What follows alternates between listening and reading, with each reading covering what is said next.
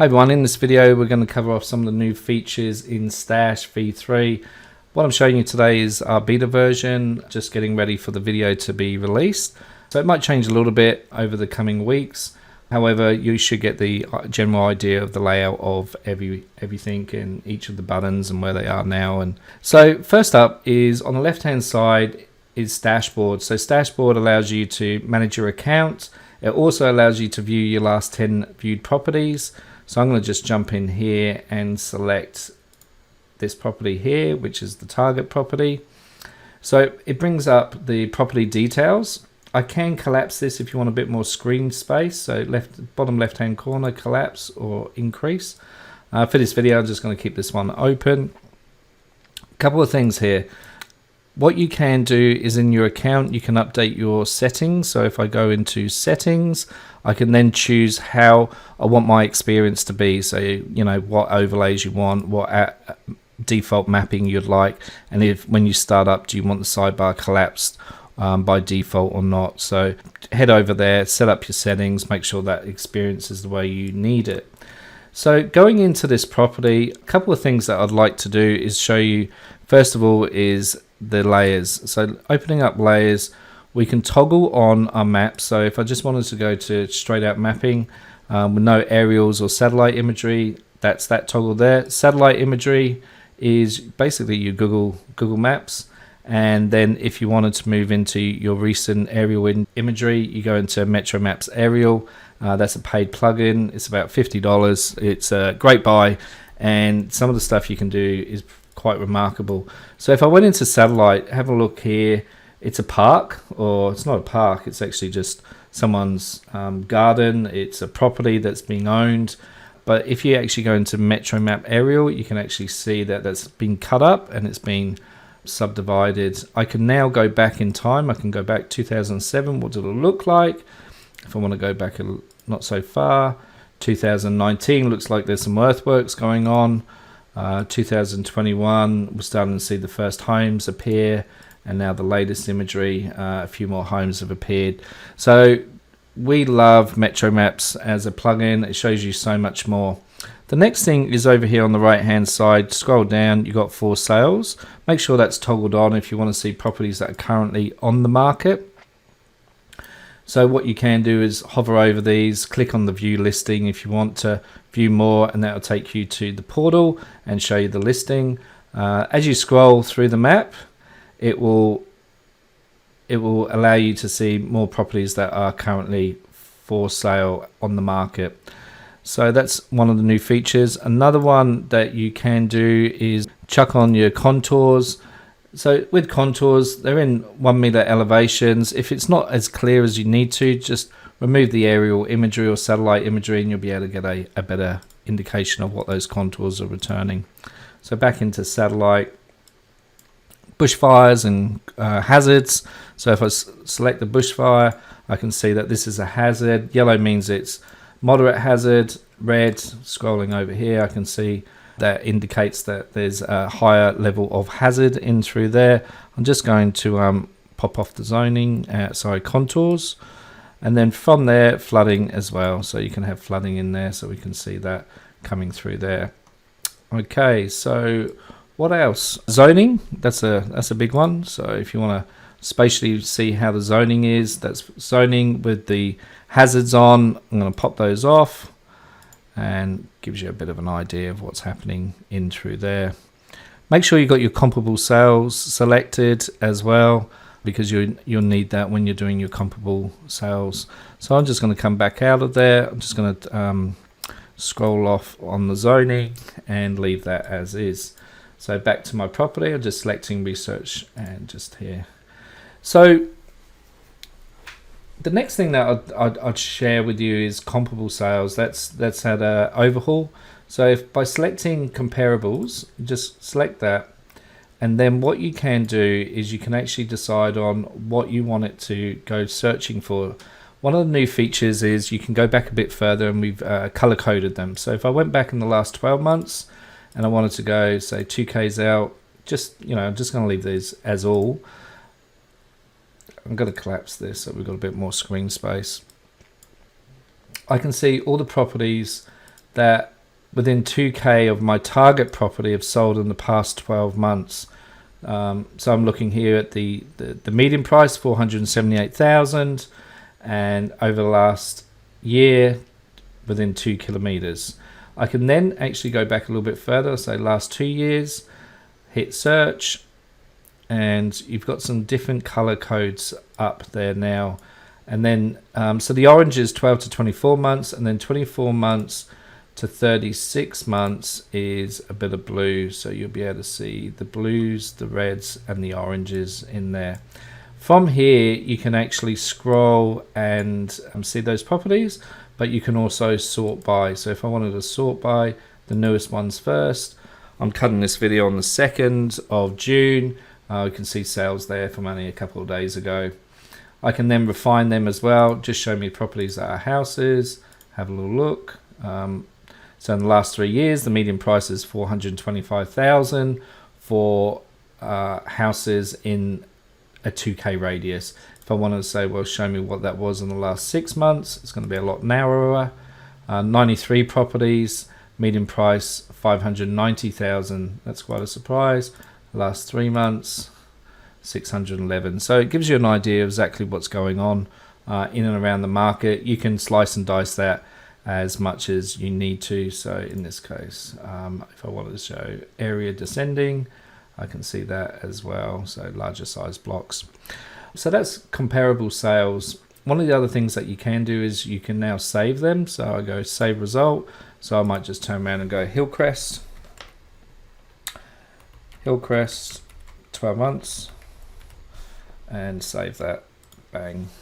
I could then also go, oh, that was the last 3 months, but let's say last 6 months, search Hillcrest, save that result, and I might go Hillcrest 6 months, save. You get the idea. So when I go into my comparable sales, you'll see those now there. Now, one of the features inside Stash is that when you go scrolling around, it will display the comparable sales within a radius of the target property. So it means if you're looking at properties in Western Australia, you're not interested in seeing comparable sales that you've saved in New South Wales or Queensland or a suburb in Queensland. So when you scroll in and around and out of that radius, you'll see them removed. So what I'm going to do here is I'm just going to scroll to the right, and you'll see those, they've disappeared now. Coming back in, and you see them appear.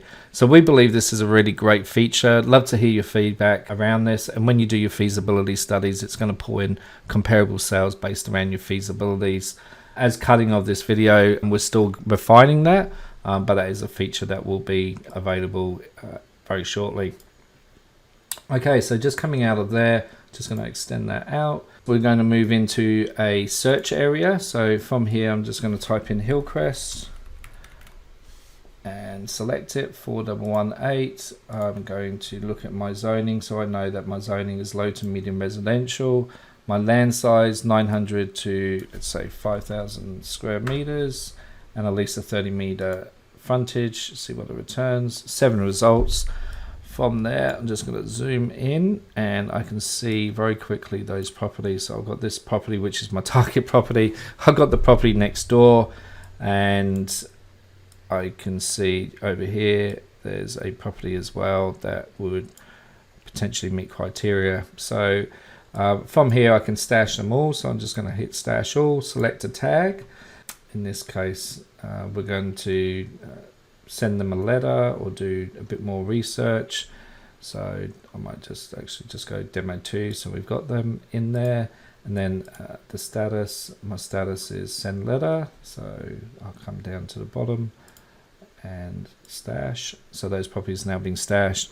One of the new features you would see inside Stash is now what we call Boom Score. So Boom Score gives an indication of how healthy that market is. On the left hand side we can see a house market, on the right hand side a unit Boom Score market. So if you're developing units, you should be a little bit careful. If you're developing subdivisions, the market's reasonably healthy. What you can do is just hover over the little question mark, tells you a little bit more, and if you want to actually go to Boom Score, you can jump in there. It will open it up and it take you straight into how BoomScore sees that area. So it's returning Hillcrest. It's showing us how that area has performed from a BoomScore confidence level, what the median price has been over time, so we can see over the last few months, and I think they're reporting monthly now. We can also see what they call the market absorption rate. If you want to know more about what that means, there's an explanation in through there, but in essence it's basically just saying how much stock's on the market, how many buyers are on the market, a couple of other clever ways of comprising that information, and it's saying is there too much stock versus how quickly properties are selling. Days on market, we can see that this is decreased the year, and now they've declined to 41. We probably will start to see a spike up in all regions around Australia as there's a shift in buyer confidence. Stock on market, we can see how much stock there has been. So there was quite a little bit of a low stock, and that's starting to increase. Gross rental yields, vendor discounting, that's coming back. Vacancy rate is important, so we can see that if you were to lease these properties out, it's got a low vacancy rate, so vacancy rate compared to the rest of the state, and also online interest. So while this shows that there's an upward swing, it's still quite low for that area, 49 versus the state average. How many renters are in there? So just over a third, 34%. There's a heap of stuff that BoomScore does. Check it out, go in there. You can see all the different suburbs, areas. It's quite incredible. You can also set up your own strategies. You can favorite properties, and you can also now see your market alerts. If you go into your dashboard, you can see those. Just coming back out of there, I'm just going to go into Stash, and from here I would like to go into the sales history. If you go into the property, sales history will just show you exactly everything that we know about that property. Once you're in there, you can actually click on any other property and it'll give you information. So they bought that in 1978 for just over 10 grand. That's incredible that you could buy anything for 10,000. That's what they purchased that for back then. But you can click on the properties and it'll give you a bit more of a history. So I'm just going back to the target property. From here, you can also click on planning info. So anything that we're returning there, we can see that minimum lot size is 500. And then you can click on any types of different properties and it'll return what it is for that area. So if it's an adjoining area or changing of zone. Development applications.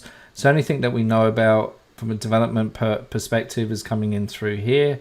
There is some changes coming to this where we'll start to highlight this on a map and also bring in some other data from third parties. What you can do is toggle for the last 6, 12 or 24 months so you can get a clear idea of what's been happening in and around target property. Something new is checklists. You can create your own template of checklists. You can create my to-do template. You can also select from a template that's there. So I might use splitter block. And in this case, if I'm working through it, I could say, yes, it's the correct zoning. Yes, yes, and tick these off. And as I tick them off, they appear there. From here, you can save that as a master template, and there's a lot to do. I just encourage you to go in there, add a new task. So I might go test task, and it's as simple as then just pressing plus, and then it's in there. You can save that as a template if you like to. So my properties, once again, we've done a fair amount of work in through here. You can do a couple of things. So the first one is you can select your my properties like this, and you can now export those, and that will open up a CSV file and export your information that you've collated in there. The other thing is by searching. So I might say I want to see by comments, or I want to look by comments with a land size area of at least 800 square meters, so it's refining that search. I might want to further refine that and just say show me all these properties within 800 meters in a suburb. So in this case I'm just going to use Ormeau and go in there, and it's refined that search even more. I'm just going to pull those out. So that is my properties. I'm just going to come out of there. Just going back into the target property, I can now update my status management, tag management. So go into status management. I can then choose how it looks, the color of the beacon, what the default status is, and the reminders. So if you set up a reminder, what that looks like as well. I can add new status. I can also go into tag management, So I can create new tags, or I can actually just, I want to delete one of those. It's simple as, just typing it in there, test tag 3, and just hit the plus. That goes in there. That will come up there, and I can save that. If I wanted to add that to the property, I could just go test tag 3, done, and then that's saved, and I can filter on that. What else is in here? I can unstash. So let's say we stashed a property. I can unstash it just by pressing unstash, and I can also see my property activity here. So anything that you've done from like changing it to stashing it to adding a tag, that's in my property history as well. So my feasibility, I've got a property here, and I'm just going to go from my drop down, split 1 into 2. This has got potential. I can see precedents over here. I'm not going to go too deep into this one, but just to give you an idea of what is possible with this. So we know the land size area is 523 for this block. We're just assuming that we can cut this off a little bit. I'm going to just calculate this, the median price. It's just coming up just over 1.4 million. Block quantity, I'm just going to type in as 1.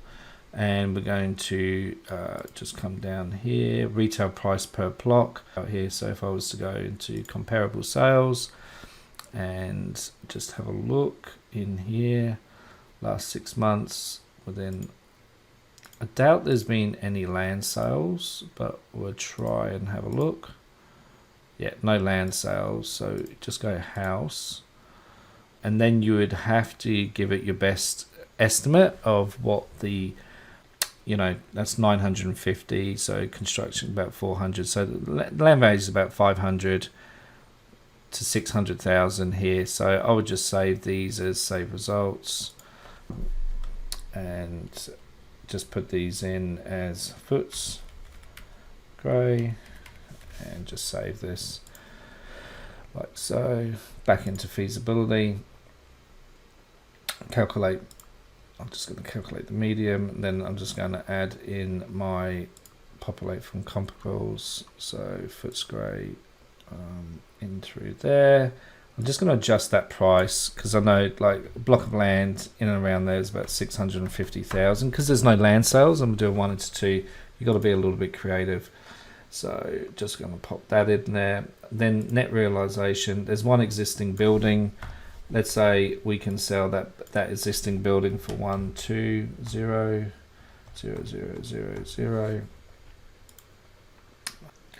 All the development costs and everything else. But what it will do is it will give you a net profit of what your net profit is, and then after developers margin, so they can make their margin. If you weren't going to add the developers margin, you could see that if you bought that for about $1.5 million.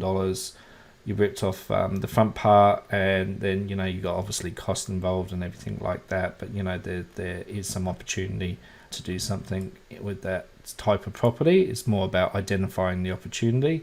From there I can save that feasibility, so I'll just go test 1 and click save. One of the other things that you can do, it's a bit more complex, is I'm going to add a property. So I'm going to add an additional property. So if I wanted to go, you wouldn't add that property there because there's a pathway through there. But if you wanted to add the property behind, you could actually then start to add the land size of that in there, the purchase price, and then run with 2 properties coming together.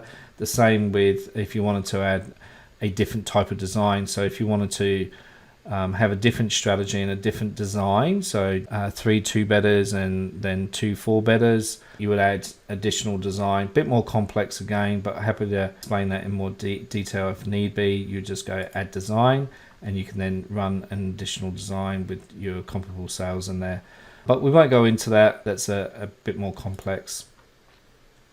And then you just save that feasibility, which we just did. From there, I just wanted to then show you, if you go back into that property, so we know this is 36 Rupert Street, and then I click on, I'm going to actually add a checklist. So split a block and correct zone, these are done, and I'm just going to then close that. I've got everything there. I'm just going to add some notes in here, so I might just go comments. So I just click the comments, open that up. This site looks good. Send letter and save it. I might change that to send letter to there, splitter box. That's done. That's all updated. From there, I can then, if I wanted to, I can run a report. I'll just go print report. What it would do is it will show high level what's happening with that report. The zoning, you can actually, if you've got the plugin, you can go back in time, have a look at what that looked like. You can see if it's got any hazards, no hazards known, so bushfire or flooding on there. And you can actually go, okay, I've done those two as well, and that will update. You can then print that if you want or download that. I'm just going to go back.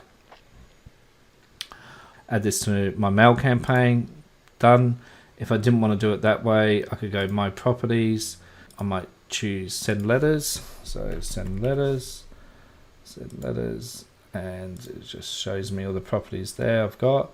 And so 36 Rupert Street's there, select all. And then I would actually just go to this tag here, send letter. From there, you go into your print campaign. So on the right hand side, cart, I can see 36 Ruperts in there with all the others. I then create a campaign.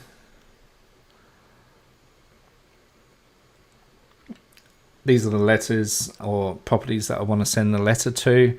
Design letter, so that's the next step. So step 2. That's just going to load up. So once this is loaded, we can upload our templated letter. In this case, I've got a template in there. Just upload a PDF, and you can change your templates as you need to. Just going here, saying locality. So if I was to turn around and say locality there, full stop, and then I want to preview this, I can save that. So I just click save. That's been updated. I can then preview my letters. So once I go in there, it's going to have the letter and your future plans for the property in Hillcrest. I will just say edit that a little bit better, but there you go. Now there's two things that you can do from here. You can download the PDFs. By pressing download PDF, what's going to happen is that it's going to load up your letters. So I'm just going to select that now, and that will load up those letters. So they open up and you can see them here. And I can see all those letters there. Just going back into the app, or I can choose to just have them sent out through the mailhouse. So if I wanted to send them out through the mailhouse, that's as simple as going to the next step, which in this case is just selecting next. It's just confirming you're going to be sending 14 letters at $1.50 per letter, post in Australia, single-sided, pay and send. And then all you need to do is place in your Visa card or MasterCard. You can change that. So if you want to use a different payment method, you can change that, add a new payment method. If you're doing it from your phone, you can use Apple Pay. From there, you just select pay. If you want to check out as a guest, that's just going to change your email address, and you can check out as a guest as well. So it's as simple as just selecting pay. I can then view my prints or go back to my CRM. Those letters are being mailed out. They go to the mail house, they get approved, and they get sent out. From there, I can now go back into my cart, and by going back into my cart, just over here, I can then go into my prints. I can see this one here has been complete, and if I want to see my digital copies of those, the first 10 letters we show, I can just click here, and that will take me to those letters. So I've got a copy of that, and I can go into the receipt, and I can see the receipt quite easily. So back to Stash. and we are done. So that is pretty much it. This is just a quick roundup of some of the new features inside Stash. We're going to continue to add new features.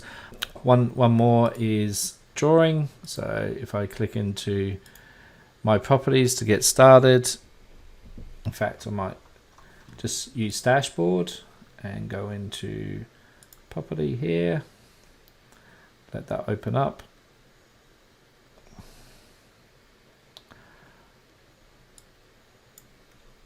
Just an example, I can now click draw areas. I just draw by starting with one left click, double left click to finish.